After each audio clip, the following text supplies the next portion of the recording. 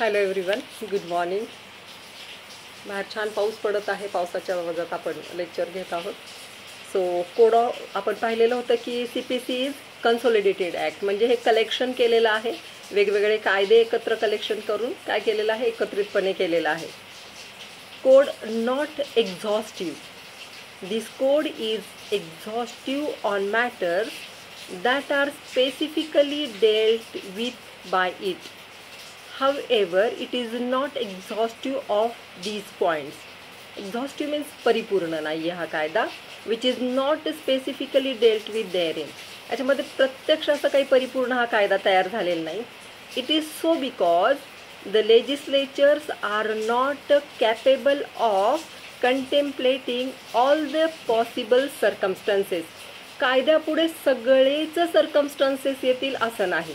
कारण पहा, जगात वेगवेगळ्या घटना घडत असताना वेगवेगळ्या पद्धतीने ह्युमन ब्रेननुसार वेगवेगळ्या घटना घडत असतात आणि कायदा बनवणारेही लोकच असतात. त्यामुळं हे जे कायदे बनतात त्यावेळेस ते परिपूर्ण होतील, ते इमॅजिनरी तोपर्यंत जातील, जसं मॉडर्न एज येईल तसं तसंच काही नवीन नवीन एज जाणार आहे.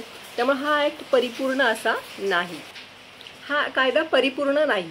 Okay, which are not specifically dealt with their. म्हणजे कायद्यामध्ये कसं आहे पहा, ह्युमन ब्रेन जेवढा विचार करतो त्याच्यापेक्षाही नवीन आलेलं जनरेशन अजून जास्त विचार करून नवीन पद्धतीने गुन्हे घडत राहतात आणि त्यामुळं हा कायदा परिपूर्ण असा नाही. Therefore with regard to those matters the court has here in power to act according to principles of justice, equity and good conscience. म्हणून कायद्याने काय केलेलं आहे की तुम्ही जसा नियम बदलेल, जसा जमाना बदलेल त्यानुसार तुम्ही या कायद्यामध्ये बदल करू शकता.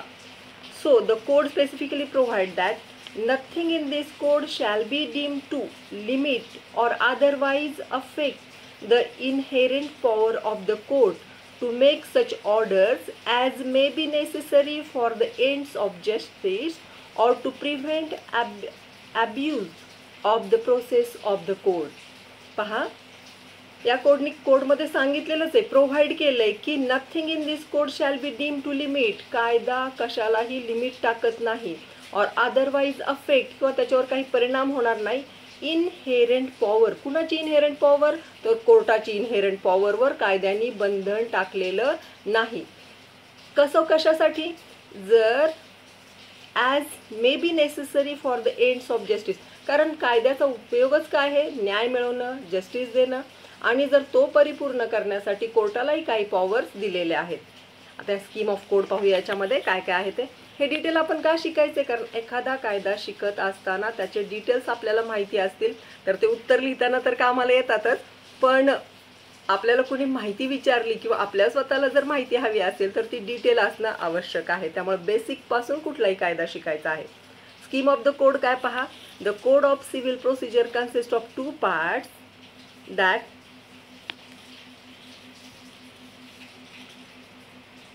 पहिला जो पार्ट आहे त्याच्यामध्ये आहे 158 sections, 158 sections called the body of the code. He 158 section आहे, ते बॉडी ऑफ द कोड आहेत. And second part 51 order in schedule 1 called as a rules. पहा, 2 आहे त्याच्यामध्ये. पहिल्यामध्ये सेक्शन्स दिलेले आहेत 158 आणि त्याच्यामध्ये 51 ऑर्डर्स आहेत. Schedule 1 called as a rules आणि शेड्यूल 1ला काय म्हटलं झालं, नियम, rules. The first part of sections contains provision of the substantive and nature. पहा, याच्यामध्ये substantive and nature दिलेला आहे, which lays down the general principle and which creates jurisdiction, that is authority for the civil court. Okay, and the second part of order and rules contains the provision which relates to the detailed procedure and it indicates the mode in which the jurisdiction which is created by the body of the code has to be exercised. पहिल्यामध्ये फक्त section दिलेत आणि 51 जे rules आहेत किंवा schedule दिलेले आहेत त्याच्यामध्ये सांगितलेलं आहे की प्रोसिजर कशी आहे, हा कायदा कशा पद्धतीने वापरला जावा. बिकॉज आपल्या कायद्याचं नावच काय, civil procedure code. Okay, the body of the code, that is section called, cannot be altered. except by the parliament. Parliament फक्त याच्यामध्ये बदल घडून आणू शकतो.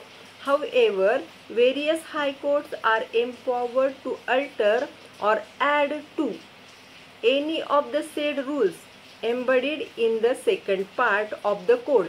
हे पहिले जे सेक्शन्स आहेत त्याच्यामध्ये पार्लमेंट शिवाय कोणी बदल घडवून आणू शकत नाही. पण वेरियस हायकोर्ट्स काय करू शकतात, तर याच्यामध्ये जे दुसरा पार्ट आहे आपल्यामध्ये त्याच्यामध्ये ॲडिशन करू शकतात, त्याच्यामध्ये काही नवीन नियम सुद्धा टाकू शकतात. The body of the code, that is sections, cannot be altered except by the parliament.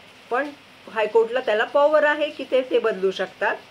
Provided that, प्रोव्हिजो म्हणजे काय, तर तिथं नियम आहे, ठीक आहे, तुम्हाला रूल सांगितलेलं आहे की तुम्ही हे करू शकता, पण तिथं काही प्रोव्हाइडेड दॅट म्हणजे तुम्हाला काही बंधनं पण आहे. Such alteration or addition are not inconsistent with the provisions of the first part of the code. जे पहिले 158 सेक्शन्स आहेत, तुम्ही जे नियम टाकणार आहात किंवा ॲड करणार आहात ते याच्याशी कसे असायला पाहिजेत, संलग्न असायला पाहिजेत. इनकन्सिस्टंट म्हणजे संलग्न नसलेले. ओके, आपला रूल काय, हे संलग्न असायला पाहिजे, त्याला धरूनच असले पाहिजेत. The body of the code being expressed in general terms has to be read in conjunction. Conjunction म्हणजे जोडून, with the rules prescribing the details. पहा, जे रूल्स आहेत, जे शेड्यूल आहेत, हे आपल्याला सेक्शन थ्रूच वाचत जायचे, त्यांना एकटं वाचता येत नाही. Therefore the sections and the rules need to be read together and harmoniously construed. म्हणजे त्यांना एक संलग्न केलं पाहिजे, त्यांच्यामध्ये एकी असली पाहिजे, त्यांना हार्मोनली ते कसं केलं पाहिजे, तर एकत्र घेऊन वाचलं पाहिजे. But if the rules are inconsistent with the sections then the latter will prevail. पण रूल जर हे असेल इनकन्सिस्टंट तर ऑफकोर्स सेक्शनला प्रिव्हेल केलं जाईल. Preview of the code at a glance. Preview पाहूयात आपण काय आहे कोड म्हणजे. The substantive part of the Code of Civil Procedure contains 158 sections. The first schedule emphasizes 51 order and rules providing detailed procedures. Appendices of the code can contain model form of pleadings, process, decrees, appeals, execution proceeding, etc. ह्याच्यामध्ये दिलेला आहे. Section 1 to 8 मध्ये काय दिले, primary in nature. Section 1 provides for commencement and applicability of the code. Section 2 is a definition clause. Section 2 मध्ये सगळीकडे definitions दिलेले असतात, which gives meaning and important terms used in the code. It defines the terms as a decree, order, and means profit. Okay. Section 3 to 8 deal with the constitution of the different types of courts and their jurisdiction. It talks about the pecuniary and territorial jurisdiction of the court. याच्यामध्ये jurisdiction दिलेला आहे. Part 1 of the body of the code, sections 9 to 35b. This part 1 and order 1 to 20 of the first schedule deal with the topic suit in general. Section 9 enacts that a civil court has jurisdiction to try all suits of a civil nature. Section 10 provides to stay of suits and res sub judice. हे आपल्याला डिटेलमध्ये शिकायचं आहे, त्यामुळे मी हे फक्त वाचते आहे. Section 11 deals with doctrine of res judicata and constructive res judicata. Judicata म्हणा, judicata म्हणा. Section 15 to 21a regulate the place of suing. They lay down the rules as to jurisdiction of the court and objection as to jurisdiction. Order 1 of the first schedule deals with the parties to suit. It talks about joinder of parties and misjoinder and non-joinder of the parties. Order 2 deals with the frame of suit. It talks about the joinder of cause of action. Order 5 deals with the issues and services of summons. It states various modes of service of summons. Order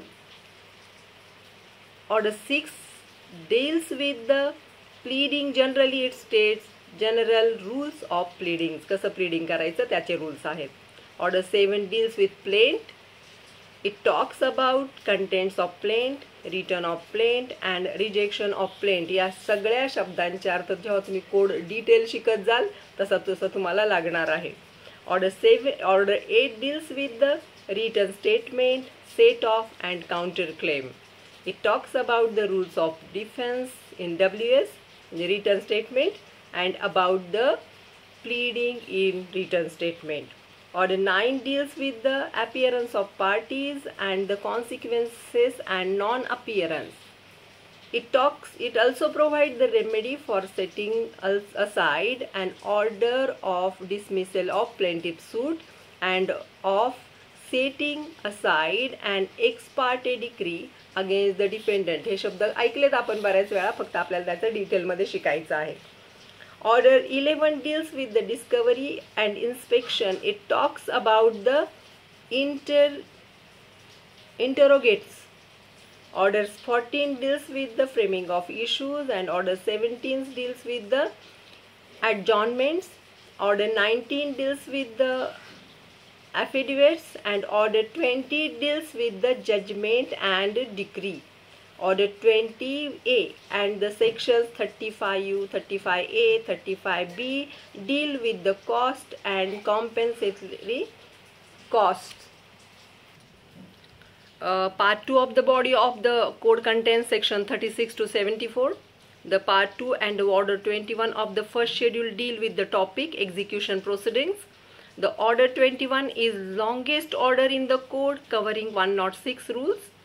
Section 47 talks about the questions to be determined by the court executing decree. Section 60 states what properties are liable to attachment and sale in execution of decree.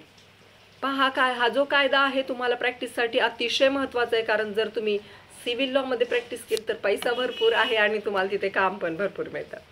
Part 3 of the body of code contains section 75 to 78. This part 3 and order 26 of the schedule make provision as to issue of commissions. Such commissions are issued for examining witness, local investigation, etc. Part 4 of the body of the code contains section 79 to 88. This part 4 and order 27 to 37 deal with the law topic suits in particular or special cases. It lays down procedure for suit in special cases. Order 27 of the first schedule deals with the suits by or against the government. Order 32 deals with the suits by and against the minor and persons of unsound mind. Then order 33 deal with the sued by indigent person. Indigent person म्हणजे गरीब माणूस.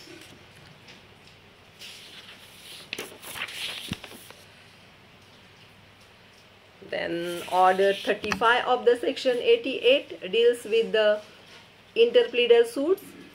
Section 89 talks about settlement of disputes outside the court, that is arbitration. Order 37 deals with the summary suits and procedure. Order 38 provides for arrest or defendant and attachment before judgment. Order 39 deal with the temporary injunction and interlocutory orders.